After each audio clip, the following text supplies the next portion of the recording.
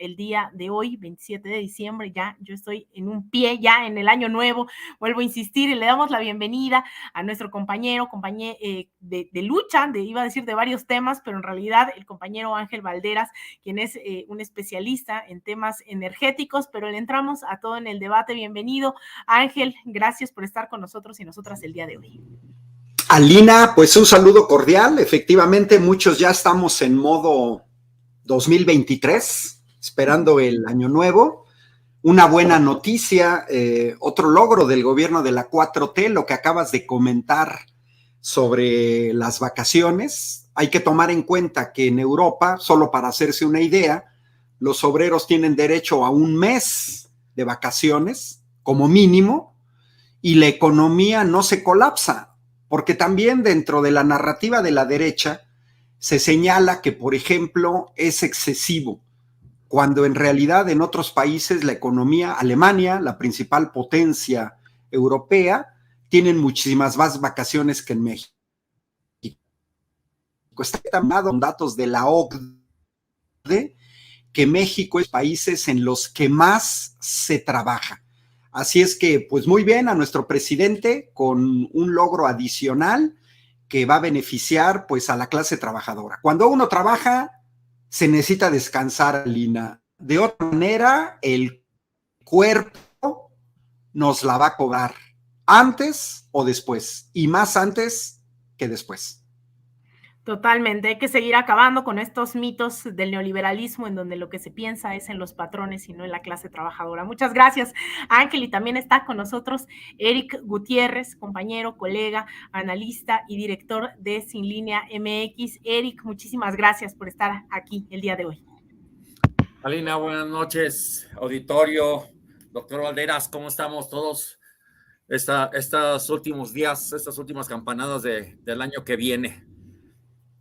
Así es, Eric, y pues bueno, en realidad uno de los primeros temas en la agenda del próximo año 2023 en lo que compete a la política mexicana, sobre todo su relación bilateral con Estados Unidos, es nada más y nada menos la visita de Joe Biden a México, también de Justin Trudeau en de los tres amigos, esta cumbre, ¿no?, de líderes de América del Norte. Tendremos por acá a Joe Biden y hay varios temas, hay varias preguntas sobre lo que compete a esta agenda trilateral y también específicamente la agenda bilateral, que ha sido dentro de lo que cabe, pues bastante respetuosa. No hemos visto estos enfrentamientos que solían tener no solamente mandatarios mexicanos, sino pues otros líderes, ¿no?, con Estados Unidos, sobre todo bajo la administración de Donald Trump, y ahora tenemos a un Joe Biden que también hay que decirlo, hay una relación de entrada bastante favorable para México. Hoy el peso mexicano está en bastante buena sintonía en torno a su relación con el dólar. Hemos visto que en México no se está padeciendo, si bien se padece en el tema inflacionario, no es lo sintomático de la región y del mundo a propósito de la pandemia y la guerra en Ucrania. Así que bueno, es una condición también pareciera de ganar para México, sobre todo en una relación que ha sido bastante fructífera durante los últimos meses. No quiero decir que no haya diferencias ni que haya presiones del gobierno estadounidense, pero también el gobierno de Joe Biden en plena picada en cuanto a popularidad, con una pareciera ya inminente victoria casi de los republicanos para las próximas elecciones.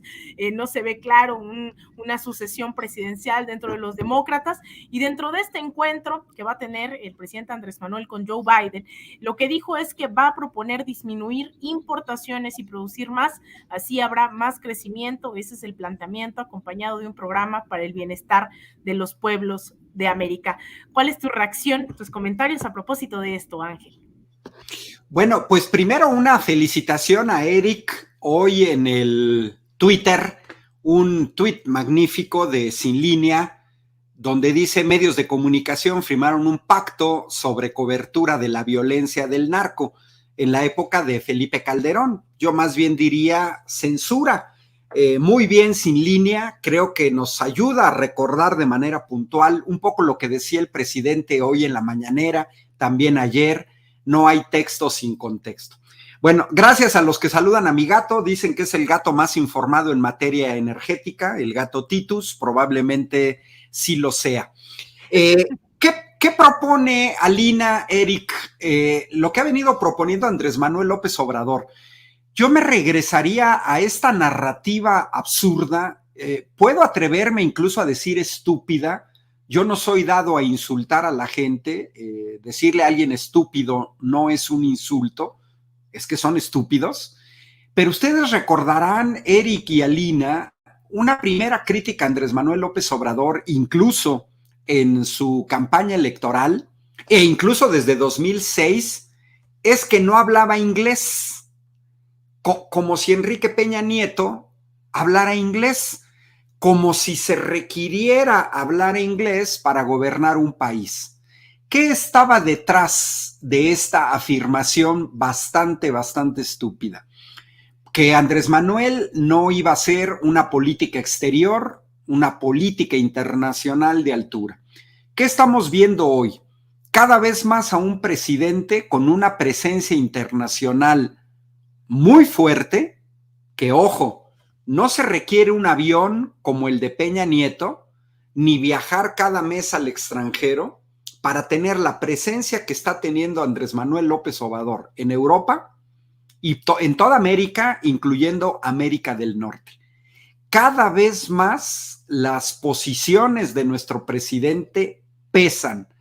A veces basta 1 o 2 tweets oficiales para que sea retomado incluso por medios europeos o de América Latina. Entonces, ¿qué sucede en el caso? ¿Cuál es la visión que Andrés Manuel López Obrador pues ha tratado de hacer ver a Justin Trudeau y a Joe Biden, y antes a Donald Trump? Una relación más justa, una relación más de colaboración, un verdadero tratado de comercio entre Canadá, Estados Unidos y México, que no puede ser paritario, no puede ser igualitario, no somos somos países muy distintos económicamente, culturalmente, en tamaño de población.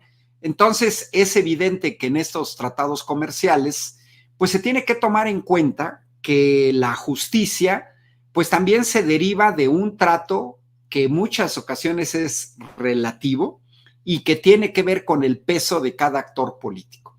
Así como es una injusticia tratar a iguales como desiguales, también es una injusticia tratar a desiguales como iguales.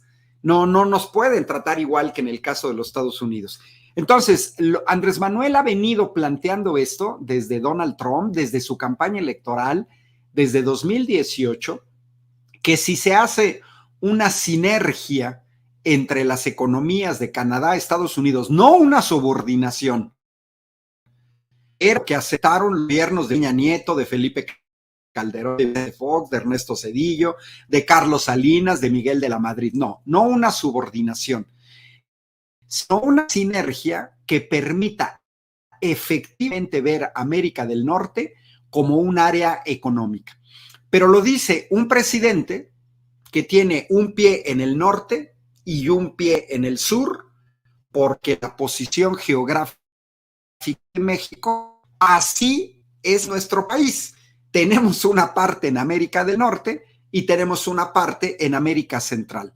Somos latinoamericanos a nivel cultural, pero tenemos 3,000 kilómetros de frontera con los Estados Unidos, nuestro principal socio comercial. Es evidente que la propuesta de Andrés Manuel López Obrador es una propuesta ganar para todos los actores. Cierro mi comentario, también para no abusar del tiempo, señalando que Andrés Manuel ha planteado muy clara muchas veces, es muy didáctico. Miran, es hasta repetitivo, pues porque hay gente que no entiende y que les tienes que explicar hasta 8 veces el mismo tema porque no entienden. Y Andrés Manuel lo ha planteado. Su gobierno no ha expropiado a nadie. Su gobierno no está en contra de la iniciativa privada, pero sí está en contra de la corrupción de las empresas privadas. Lo ha dicho muchas veces, bienvenidas las empresas extranjeras, pero se tienen que sujetar a las reglas que marque el país soberano. Entonces, Ahora, que le haga caso Joe Biden es otra cosa, o Justin Trudeau, porque pues ellos están en guerra. Canadá está en guerra con Rusia en Ucrania y los Estados Unidos están en guerra. México no. México ha mantenido una neutralidad que no quiere decir estar a favor de uno o de otro. Pero creo que la propuesta del presidente es la más viable también para una crisis económica en Estados Unidos por el ascenso ya de hace décadas de China, por la competencia que se tiene de China y pues también por la competencia de los países europeos. Entonces, pues esperemos que salga algo positivo y que de alguna manera se entienda que si le va bien a uno, nos tendrá que ir bien a todos. Y yo creo que es algo que pareciera tan fácil, Ángel, y tan difícil de comprender bajo una lógica que ha sido totalmente expansionista de Estados Unidos por tantas décadas y que ahora que tienen ahí a Rusia, a China, además muchas de estas alianzas ligadas justamente a las acciones de Estados Unidos que ha decidido imponer estas llamadas sanciones, estas medidas económicas, financieras, unilaterales, pues han decidido en gran parte el sur global aliarse y generar esas nuevas condiciones con o sin Estados Unidos de por medio, así que bueno, ahí vamos a ver qué va a ocurrir en los próximos, ni siquiera años, ¿no? También en los próximos meses con esta situación, lo decíamos antes de la inflación, esta situación pues bastante complicada para muchos y muchas estadounidenses, que este sueño americano queda poco. Y como bien lo mencionas también, Ángel, pues ha sido el presidente López Obrador quien ha impulsado una agenda entre iguales, una agenda paritaria. Recuerdo este discurso del año pasado en el marco del aniversario del natalicio de Simón Bolívar, en donde proponía varias cuestiones en lo económico, en lo político, una nueva zona económica a nivel continental donde Estados Unidos pues tuviera una relación entre pares, también una cuestión política en donde le dice adiós a la OEA, cuestiona duramente la relación con la OEA y ahora vamos a tener este episodio, esta visita de Joe Biden, de Justin Trudeau. ¿Cuáles son tus impresiones? ¿Qué crees que se ponga sobre la mesa, querido Eric, en estos ya próximos días, a principios del mes de enero 2023? Pues mira, abonando a lo que decía el doctor Valderas, hay que recordar que el presidente Obrador desde el principio del sexenio planteó que la mejor política exterior es la política interior. Y es lo que ha hecho, ¿no? Tomar medidas para la autosuficiencia energética, tomar medidas para la autosuficiencia alimentaria. Entonces, estamos las medidas en contra para favorecer el consumo interno, para aumentar el salario mínimo, aumentar las opciones de trabajo dentro en los lugares de residencia. Todas estas medidas han provocado primero una estabilidad económica en el país y luego una explosión económica en el país, al grado de que la moneda mexicana es la segunda moneda más fuerte en el mundo, seguida del franco suizo, o más bien enseguida del franco suizo. Entonces, yo creo que llegamos a esta reunión en una posición de fuerza. Como bien decía el doctor Valderas, no se trata de un acuerdo entre iguales, sino más bien un acuerdo equitativo por las diferencias culturales, económicas y de población que tenemos, pero porque no es lo mismo la igualdad que la equidad, ¿verdad? Pero creo, me da la impresión de que tanto Canadá como Estados Unidos no tienen muchas alternativas, porque hay que recordar que China está comiendo el mandado. China ya representa quizá la mayor potencia económica mundial, y si sigue avanzando los tratados del BRICS y llegan a unirse con China, bueno, pues podrían dominar la economía mundial, ¿verdad? Y están haciendo planteamientos, tanto Estados Unidos como Canadá, perdón, de sustitución de importaciones, que es precisamente lo que propone López Obrador, ¿verdad? Entonces, yo creo que la principal propuesta que hay sobre la mesa es precisamente crear un esquema similar al eurozona, un esquema similar como dice el doctor, de sinergia económica pero continental, a nivel continental. Si tomamos en cuenta que con los tamaños de economía de Brasil, Argentina y México, más el de Estados Unidos y Canadá, podríamos hacer un eje económico que le podría hacer competencia al eje económico que se está creando en Asia y en Europa Oriental, ¿verdad? Entonces, y si sumamos a eso las materias primas, los recursos naturales que existen en todo el continente, bueno, pues entonces estamos en capacidad de sustituir prácticamente todas las importaciones que se hacen de aquella región del mundo. Con lo que sí podríamos hacer competencia. La única alternativa que le quedaría a Estados Unidos y Canadá, en lugar de crear una zona económica continental, sería pues retomar el liderazgo por medio de las armas, cosa que tampoco está garantizado, porque si digo, no hay la capacidad de enfrentar bélicamente, por ejemplo, a China, y China podría reaccionar de una manera económica, recordando que ellos controlan aproximadamente el 40% de la deuda externa mundial. Entonces, nada más pensar que sacaran al mercado la deuda externa de los Estados Unidos, pues colocaría a los Estados Unidos en una situación extraordinariamente difícil. Entonces, yo creo que la única alternativa viable, pacífica, pero viable, es la propuesta de López Obrador de crear una zona económica continental en donde se retome lo que América para todos los americanos y no solamente para los de Norteamérica. No les des ideas a esos de Estados Unidos, Eri, como que de solo tomar por las armas, ellos encantados de intentarlo al menos y beneficiar al complejo industrial militar. No sería la primera ocasión, ¿no? No les andes dando ideas de que solo a través de las armas, porque ya vimos, ¿no? Que esa es su manera de reactivar la economía, no les importa a costa de qué, aun cuando sean propios estadounidenses, no les importa ir y masacrar a medio pueblo con tal de que ese 1% se vea beneficiado. Y si hay que echarle sal a la herida, sobre todo este sector que nos decía a principios de sexenio, vayan y compren dólares, ahorren en otra moneda, ¿no? Porque ya llegó la izquierda a México, pues creo que esta noticia no les va a gustar mucho, que es que México desbanca a España como principal economía de habla hispana en Liga Económica, esto de acuerdo con el Centro de Investigaciones Económicas y Empresariales.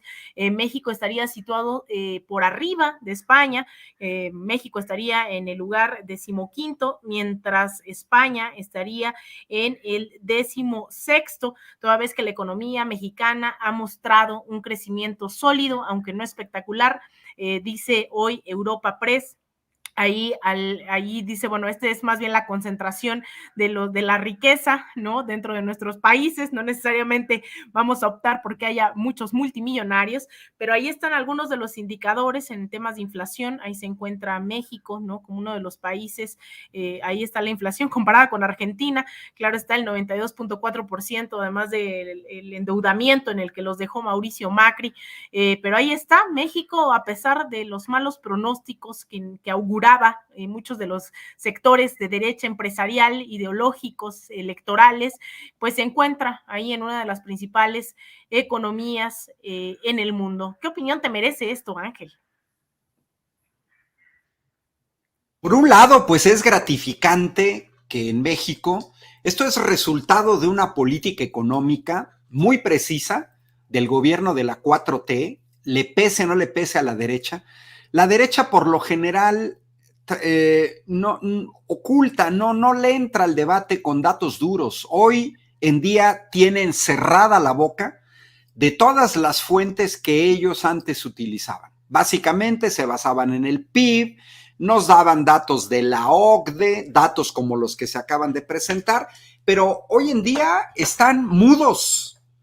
Dicen una sarta de tonterías, de otras cosas, se van a detalles, se meten contra la ministra Yasmín Esquivel, se inventan que se quiere desaparecer al INE, etcétera.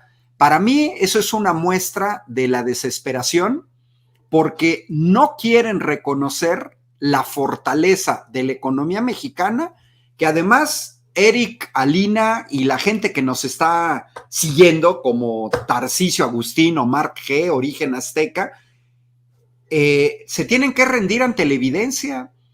El gobierno de la 4T hereda una economía deshecha, hereda una supuesta guerra al narco, hereda un sistema de salud público colapsado y, al igual que en otros países, tuvo que salir adelante, pero sin las condiciones, por ejemplo, de los países europeos. Efectivamente, como señala Europa Press, a mí me gustaría saber qué país ha avanzado enormemente en su economía. Prácticamente a nivel mundial, todos los países están en crisis. Primero, los 2 años de haberse detenido la economía, que casi colapsa por la pandemia, 2 años, 2020, 2021, apenas estamos en 2022. Bueno, todavía si hoy vemos el ascenso de los casos de COVID en China, la pandemia no ha terminado. Y si lo vemos en México, tampoco. Es cierto que no se tienen ya los estragos de 2020 cuando no había vacunas, pero la pandemia de COVID no ha terminado. Y aún así, el gobierno de México, con una política muy distinta de la que habrían servido los gobiernos neoliberales, ¿qué hubiera hecho Ricardo Anaya o José Antonio Meade? Bueno, Anaya antes de andar de prófugo. ¿Qué habrían hecho?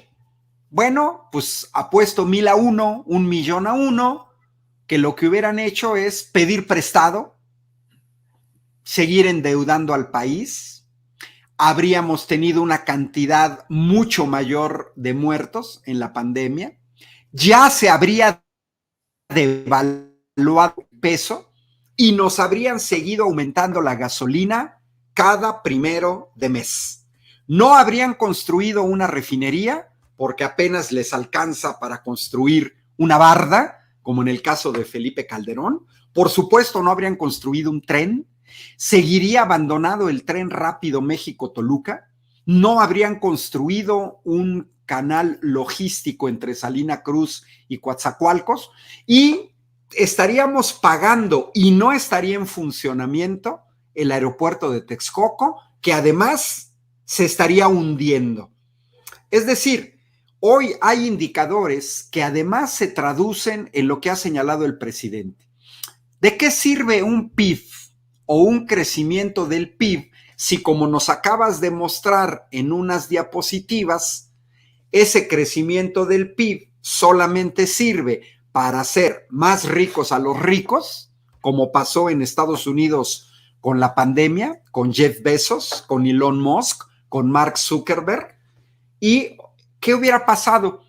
Pues se hubieran hecho más ricos los ricos y más pobres los pobres.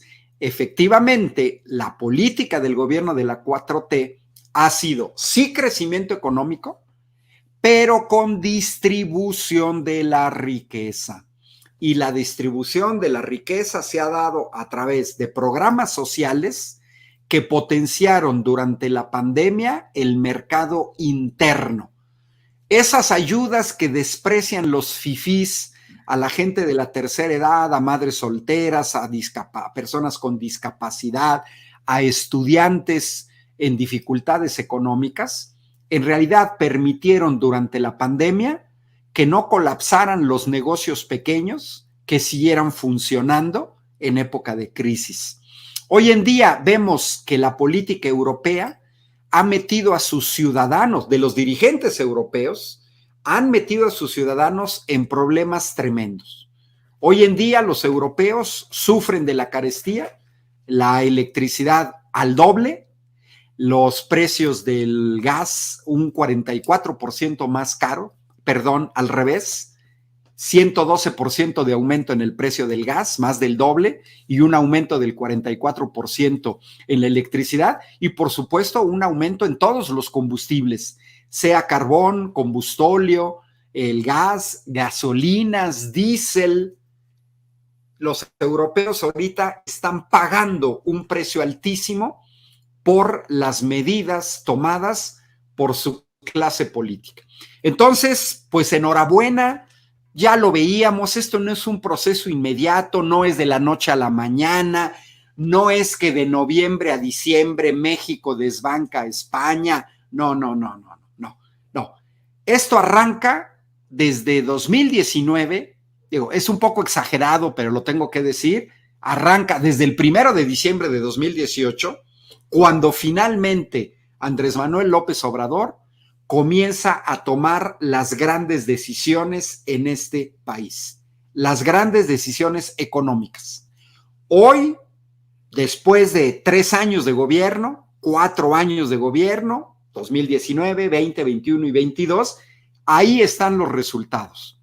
México se convierte en una economía más sólida que la española. Hay que tomar en cuenta que gran parte de la economía española, no toda, pero gran parte de la economía española vive de la corrupción. Ahí está el famoso fenómeno de las puertas giratorias. Ahí podemos ver un día sí y otra no los casos de corrupción en España, comenzando por su rey, o por el papá del actual rey, y por el dinero que sacan en paraísos fiscales, etcétera.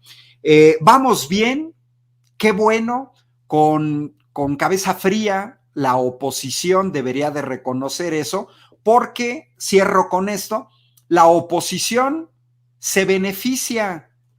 Mira, tan solo te voy a poner un caso muy fuerte, el endeudamiento de empresarios en dólares.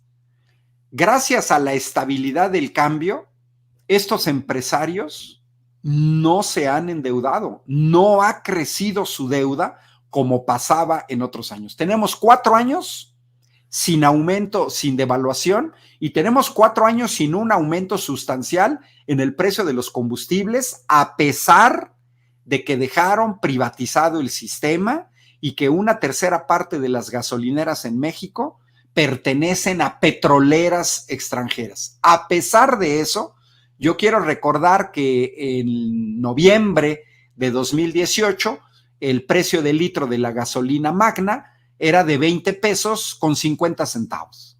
Bueno, pues hoy podemos ver en nuestras ciudades que a veces encontramos un poco más cara, pero también a veces un poco más barata. Yo esta semana he visto gasolineras aquí en Querétaro donde el precio de la gasolina es menor a 20 pesos.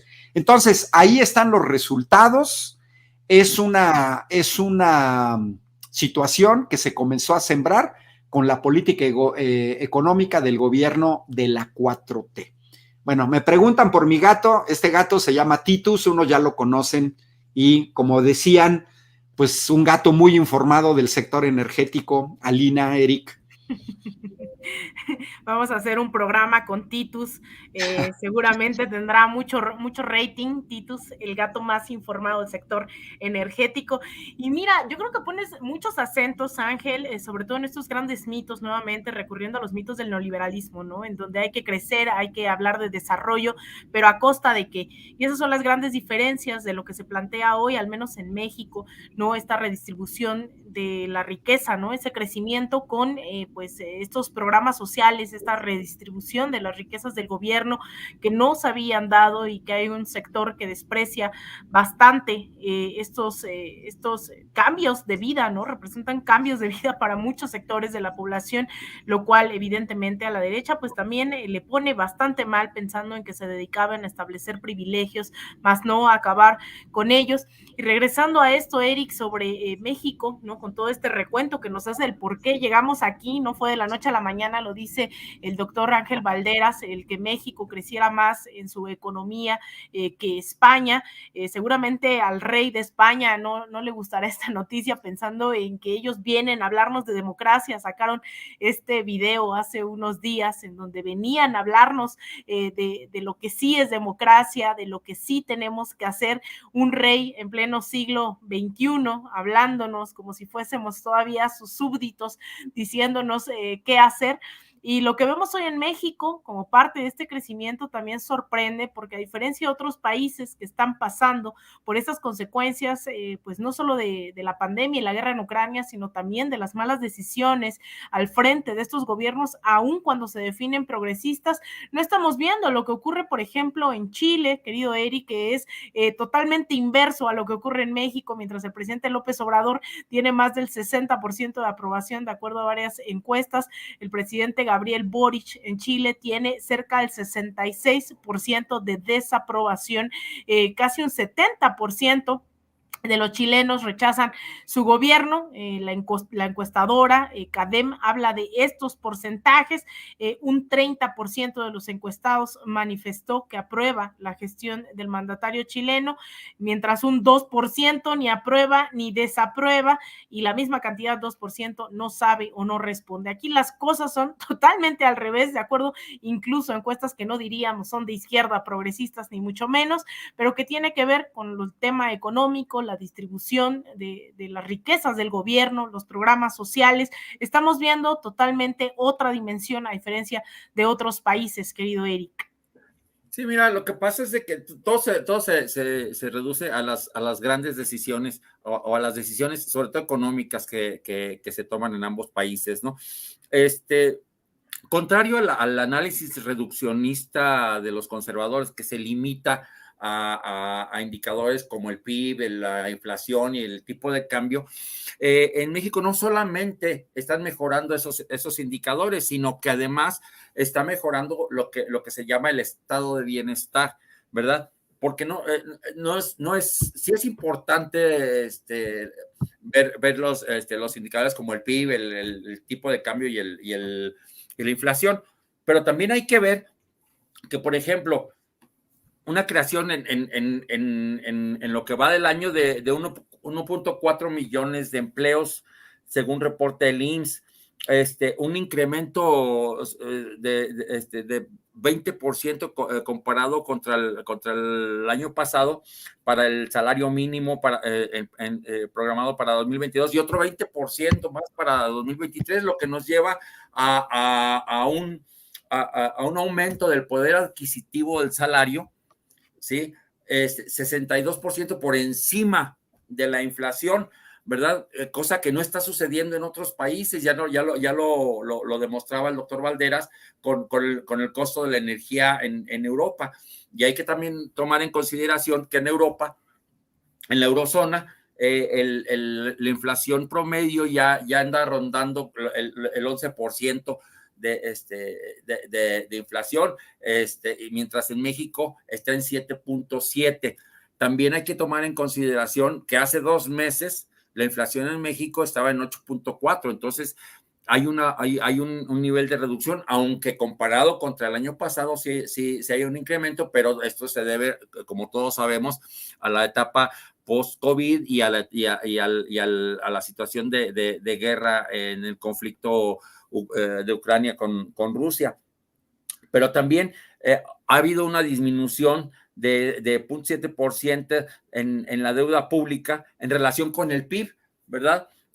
Tenemos también un aumento muy considerable de 14,5% en las reservas internacionales, un crecimiento de casi 30% en la captación de inversión extranjera directa, ¿verdad? Entonces tenemos una serie de factores que no nada más es la reducción o el haber contenido la inflación y un aumento del PIB, que contrario a lo que dicen los supuestos expertos de la derecha, que es de 1.3, la OCDE lo está proyectando en 3.3, ¿verdad? Que es una cifra más real y que debido a que en julio próximo está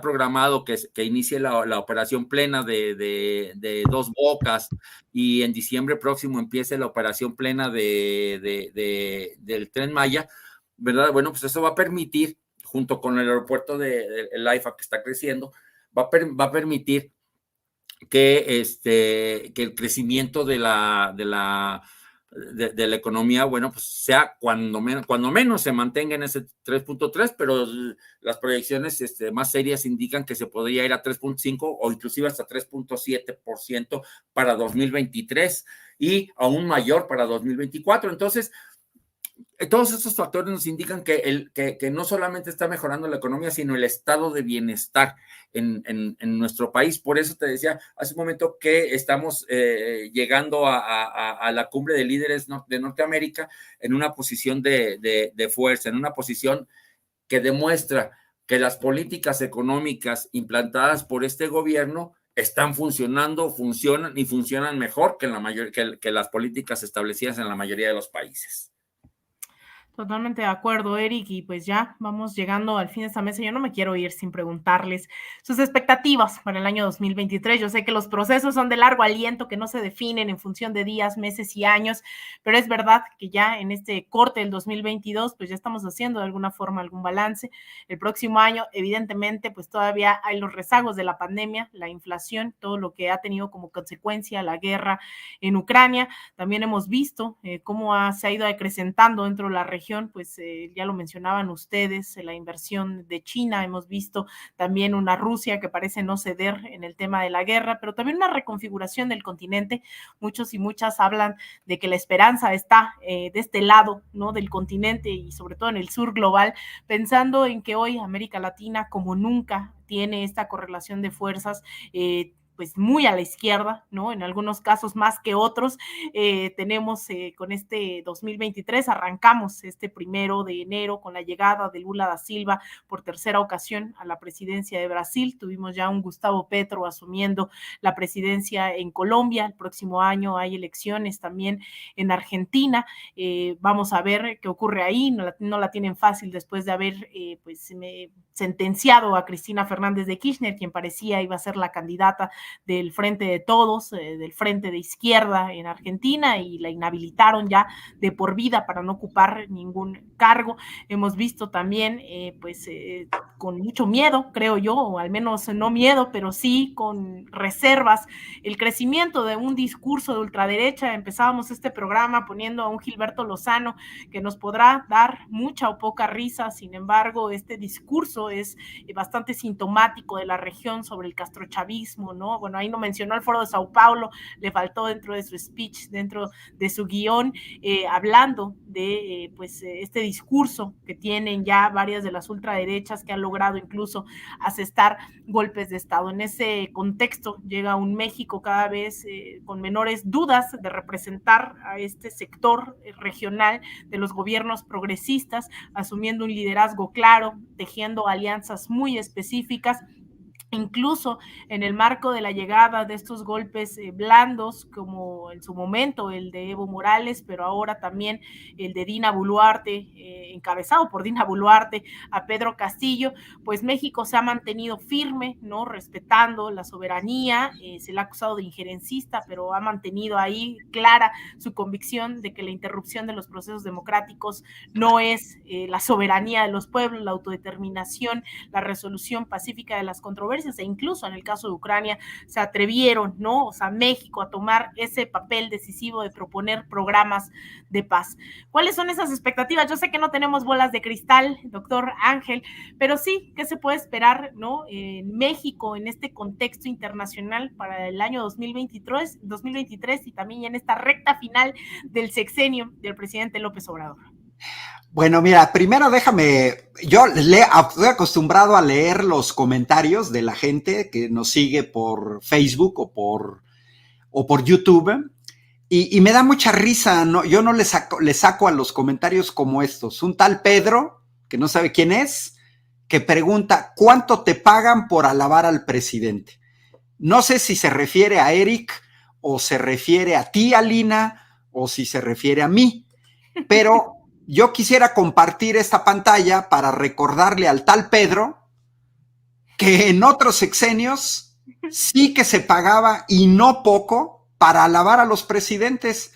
Ahí están los datos que el tal Pedro y gente que la piensa como ella, la gente de ultraderecha, deberían de tener en la mente. Son datos que se dieron a conocer en 2019 y es el monto en millones de pesos que se daban a periodistas como Joaquín López Dóriga, Enrique Krause, Oscar Mario Beteta, Beatriz Pajés, solo los 13 primeros recibieron en el sexenio de Peña Nieto 1,081 millones de pesos, lo que da un promedio anual de 267 millones y un promedio mensual de 22 millones.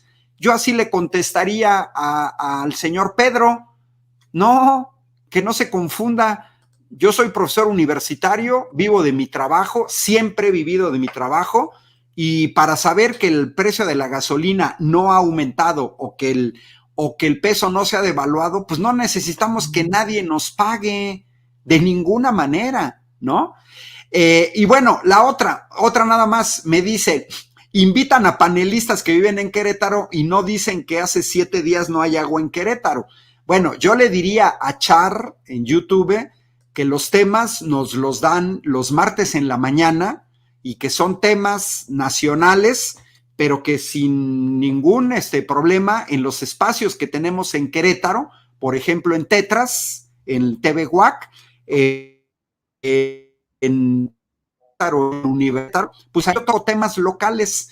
Efectivamente es un problema que tenemos, pero que habíamos advertido, porque la privatización del agua conduce a este tipo de situaciones. En Querétaro tenemos decenas de colonias sin agua que porque una compañía privada rompió una tubería de un acueducto, el acueducto 2, y luego vuelve a romper la misma compañía y descubrimos que quien está detrás de ese manejo es una empresa francesa que se llama Veolia, y que la CEA, Comisión Estatal de Aguas, no puede demandar a la compañía que porque no es dueña de la tubería sino hasta 2027. Bueno, no abordo más, pero ojo, esto es lo que sucede en los sistemas de privatización del agua. ¿Qué hace el gobernador de Querétaro? Nada, han chafeado, no han podido resolver el problema, pero nosotros lo advertimos cuando en el Congreso se aprobó una ley, fuimos a protestar afuera del Congreso, y a mí sí me gustaría que la gente que escribe pues nos dijera si también ellos estuvieron ahí en el Congreso protestando por esa ley. Bueno, cierro rápido. Las expectativas, efectivamente no hay bola de cristal, pero lo decía Pablo Latapí, educador mexicano. El futuro no se puede prever, no podemos saber lo que va a pasar mañana, pero sí se puede explorar con base en datos y tendencias comprobables. ¿Qué nos dice? ¿Qué veo el 2023? Veo funcionando Dos Bocas, veo acercando México a recuperar su soberanía energética, veo a México en 2023, quizás poquito después de 2024, dejando de importar gasolinas y diésel de los Estados Unidos. Lógicamente, vamos a seguir viendo un crecimiento del Aeropuerto Internacional Felipe Ángeles, vamos a ver cada vez más empresas en el corredor logístico, vamos a ver un avance sustancial ya del Tren Maya, vamos a ver una consolidación de la economía mexicana, y pues expectativas es que sigamos por este camino, que la oposición o que el PRI pierda la gubernatura del Estado de México y también Coahuila, porque mientras la ciudadanía siga votando por estos partidos que en realidad operan por intereses extranjeros, pues no vamos a avanzar. Esta semana el presidente también señaló que se esperaría para 2023 la consolidación de un sistema universal de salud.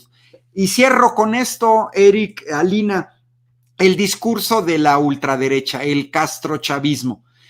Me pregunto, ¿por qué nunca hablan del Estado social danés, noruego, finlandés, sueco, alemán, italiano, el mismo Reino Unido, que son países que tienen sistemas universales de salud, que la derecha llega a tratar de desmantelarlos, que siguen teniendo magníficos sistemas públicos de salud?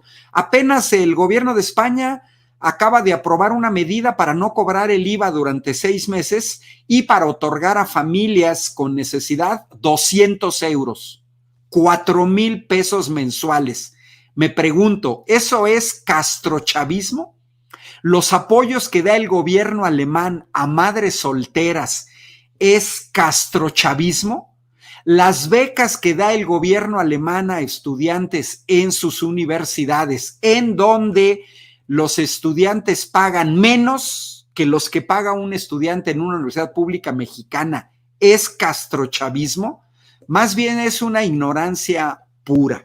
Entonces yo me esperaría una consolidación y también me esperaría, pues me adelanto, si ya no nada más es 2023, Alina, Eric, pues que la 4T conserve la presidencia de la República en 2024, porque no basta un sexenio para arreglar todo el cochinero que dejaron el PAN y el PRI en el gobierno. Muchas gracias, Ángel, también por la actualización del sistema hídrico allá en Querétaro. Ojalá nos diera la vida para estar hablando de tantos temas que también dentro de lo local son tan importantes, donde el neoliberalismo destrozó absolutamente todo, sistemas de aguas, sistemas de educación, lo mencionas tú, el sistema sanitario, desmantelaron absolutamente todo. Entonces, bueno, sería buenísimo que pudiéramos hablar de muchas otras cosas, incluido esto de cuánto nos pagan. Si supieran, ahí en el chat ya estamos armando la vaquita para pagarle el internet a Legorreta, que nomás no nos alcanza para todo, ojalá, y la verdad es que agradecer también siempre a la audiencia de Sin Censura, tanto apoyo, el chayotito del pueblo. La verdad es que el que tengamos estos espacios para reflexionar de manera libre como el aire, yo sé que mucha gente sigue dudando a estas alturas de si nos tira línea o no, ponemos aquí a debate varios temas, pero no se tira línea, no se dice cómo, de qué sí, de qué no hablar, y creo que esa es parte de la riqueza que tiene este espacio de Sin Censura. Y bueno, seguimos con este análisis sin bola de cristal, pero sí con hechos muy concretos, no solamente teoría e ideas de lo que pudiese o no ocurrir. Querido Eric, México ha asumido, yo decía, este liderazgo en varias ocasiones, incluso internacional, otros tantos regional, pero también hacia lo interno. Tú mencionabas y rescatabas esto que decía el presidente López Obrador al inicio del sexenio, en donde la mejor política exterior era la política interna, y ha puesto, ¿no? Incluso no solamente estos programas sociales como Jóvenes Construyendo el Futuro y Sembrando Vida al alcance de decenas de miles de personas, cientos de miles de personas en México, sino incluso en otros territorios. Al menos hay 40,000, si no me equivoco, 40,000 beneficiarios en Honduras, 20,000 de Jóvenes Construyendo el Futuro y 20,000 de Sembrando Vida.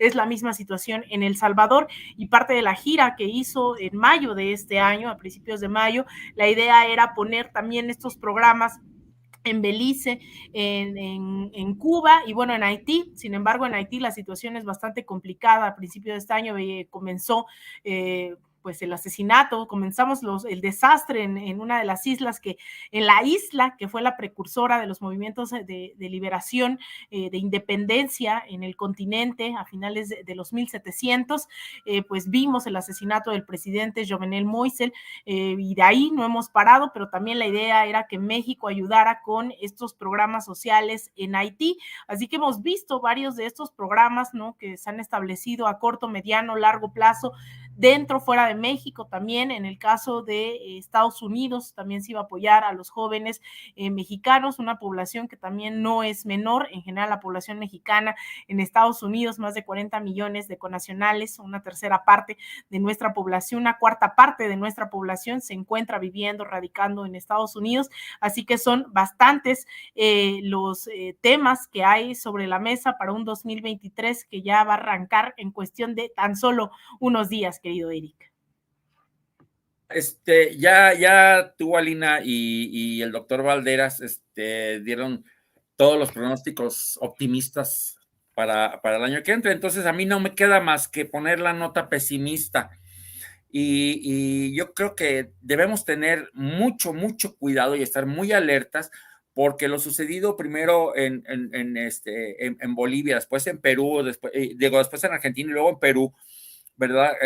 Son acciones ya muy deliberadas que está tomando la derecha y que nos demuestran que la derecha en Latinoamérica, en México y en el mundo de ninguna manera está muerta ni está derrotada, ¿no? Y que está más que dispuesta a tomar las medidas que sean necesarias para recuperar para recuperar el poder y recuperar esas prerrogativas que tenían en el pasado. Entonces, debemos estar muy atentos porque desafortunadamente el futuro progresista en Latinoamérica pues no es muy cierto. Ya lo decías tú sobre Argentina, que tienen un futuro bastante incierto, ¿verdad? No sabemos cómo se va a desarrollar el asunto en Perú. Le mencionabas Haití. Entonces, son golpes que viene dando la derecha y al sentirse acorralada por el progresismo, pues está actuando de una manera cada vez más irresponsable en todos lados, incluyendo México. Yo veo un 2023 con un recrudecimiento de los ataques de la derecha, que afortunadamente no siento que en nuestro país ni estén tan organizados, ni tampoco tengan la suficiente fuerza política y social como para tomar acciones como las que se han tomado en Centro y Sudamérica, pero sí para hacer un daño fuerte, ¿no? En mi opinión, la presidencia en el 2024 no está en duda. De hecho, la última reunión que tuvieron los grandes capitales de los fondos de inversión que hacen, creo que es una reunión cada 4 años que hacen en Viena, ¿verdad? Donde analizan la situación política y económica de todos los países y toman determinaciones para recomendar sus inversiones. En esa reunión ya dan por descontado que Morena va a ganar la presidencia en 2024, ¿no? Ellos ya lo asumen como un hecho y ya empezaron desde el principios de este año, que fue la reunión, a recomendar las inversiones en México. De ahí que haya habido un aumento casi del 30% en la inversión extranjera directa en nuestro país, ¿no? Porque ellos ya están recomendando la inversión en México porque dan por descontado que va a ganar Morena en el 24. Pero lo que sí, y no puedo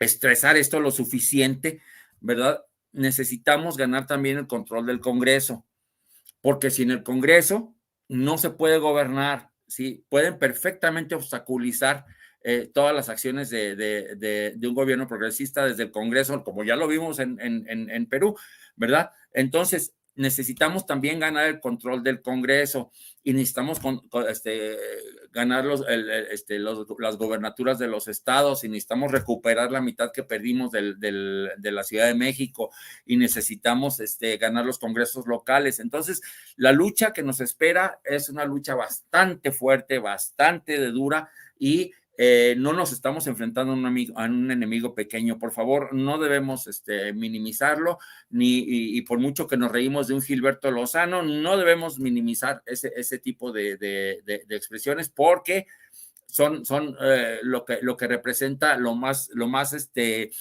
pútrido de la derecha, que revestida de una estulticia impresionante, ¿verdad? Entonces, y que hace presa del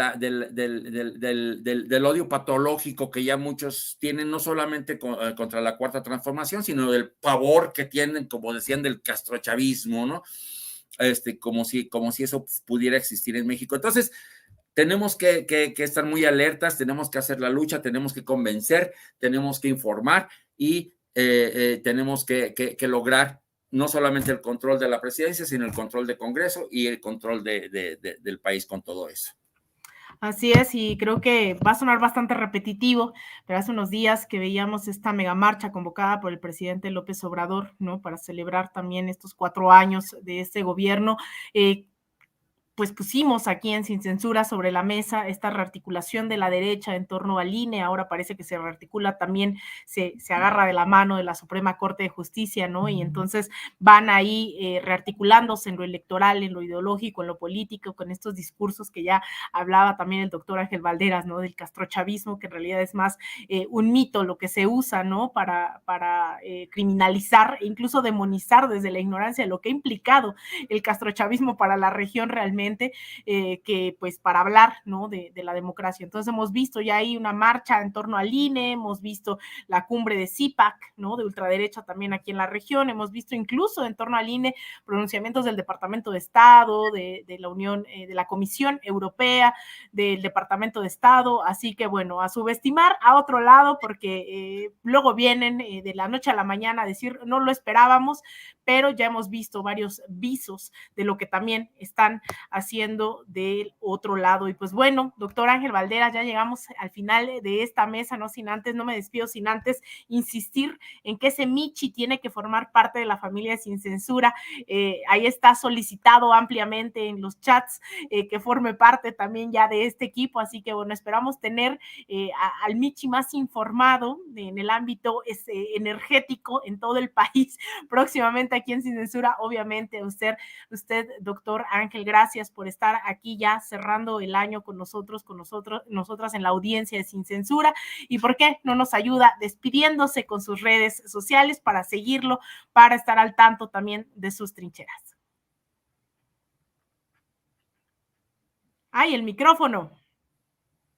Sí, gracias también a ti por sustituir al buen Vicente Serrano, a quien le mandamos también un cordial saludo, un abrazo de fin de año. Gracias también a los comentarios de Eric, que tiene toda la razón del mundo. Qué bueno que él marcó los peligros que siguen. Y bueno, mis redes sociales, Ángel Valderas, me pueden seguir en mi canal de YouTube, en Twitter y en Facebook. Y pues sí, el público pues siempre es muy certero. Por aquí alguien puso que mi gato está más informado que la oposición moralmente derrotada. Dijeron que Xochitl Gálvez, doctor Ángel, también mencionaron ahí que Xochitl Gálvez. Dale. Bueno, creo que en eso estoy seguro, ¿no? A veces creo que el ingenio de la gente que sigue estas transmisiones nos muestra que están muy atentos a lo que comentamos. Muchos saludos a todos desde Querétaro, un gran abrazo, un gran fin de año, que se la pasen muy bien con su familia 31 y a darle con todo para que no pase lo que dijo Eric en el 2023. Tenemos la razón y estamos del lado correcto de la historia. Así es que hay que seguir haciendo historia. Muchísimas gracias, doctor Ángel. Y bueno, Eric, también, ¿en dónde te podemos encontrar? ¿En dónde te podemos seguir para, pues, nuevamente poner muchos temas en Sin Línea MX? ¿Cuáles son esas plataformas donde te podemos encontrar? Bueno, pues estamos en todas las redes, desde TikTok hasta Twitter, Facebook, YouTube como Sin Línea MX, ¿verdad? Nos pueden seguir en nuestros canales de YouTube, que vamos a tener una reestructuración para iniciar el próximo año, ¿verdad? En nuestros canales de Sin Línea MX y Sin Línea MX TV, y mi tweet personal es @ericisbach1. Y bueno, pues agradecerles la invitación a esta interesantísima mesa, y desearles un gran año, un feliz año lleno de puros éxitos, doctor Ángel, y a todo el equipo de Sin Línea. Llévale por favor un abrazo muy fuerte a mi hermano Vicente, ¿verdad? Que le deseo un gran año, y a la audiencia, ¿verdad? Bueno, pues que nunca les falte en este año que inicia, que nunca les falte algo por qué luchar y alguien a quien querer.